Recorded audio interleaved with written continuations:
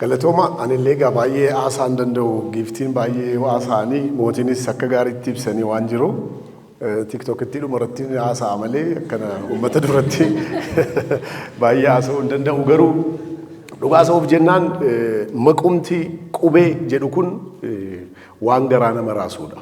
Anamma magaalattii keessatti Oromiyaa Bank Oromiyaa manaamin gaafa jedhamu waan Oromiyaa jedhamu kana gaafan argu waggaa meeqaan duratti wanta kanaan turre ka waaqaaf galatu gaariidha maqumti Oromiyaadhaan banamu kun qubeen kun amma fakkeenyaaf ani almost waggaa 25 olitti ala sana abaa'u ture ala zabana Ihaadig jechuu wayye abaa'uun miseensa isaatiin qubee hin barsiisaa ture na yaadadha ijoollummaa kootti alani sadarkaa tokkoffaa baradhu baadiyyaatti jechuudha.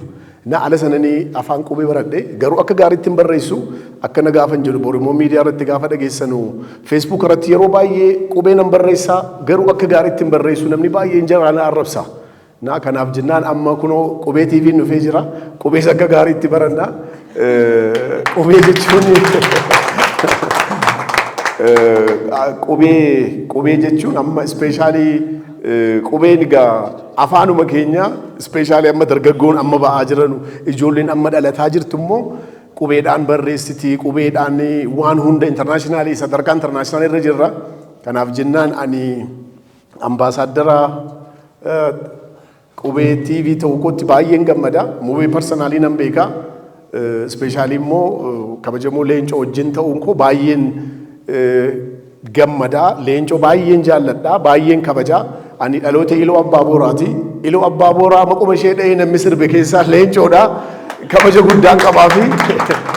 Kanaaf jennaan isaa wajjin ta'uun koo waan guddaadha. Qubee TV hundi keenya iyyuu Oromoo taanee wanumti faayidaa Oromootiif waan ta'u quuqamuu qabna, qarqaaruu qabna, jala deemuu qabna. Waan dandeenyeen yaadaanis haa ta'u, faayinaansiidhaanis haa ta'u, waanuma hundaan iyyuu haa ta'u, waanuma Oromoo kanaaf hojjetu walii wajjin taanee wal qarqaarree wal deeggarree waliin hojjenna. Ispeeshaalii qubee TV irratti immoo amma reef guddataa jira. Akkuma addeen jette BBCnis Aljazeeraanis kanumarraan dhufani. ETVnis kanumarraan dhufe amma iddoo hundatti beekamu warri ta'ani OBN maal kana qabate wal qabate jechuudha.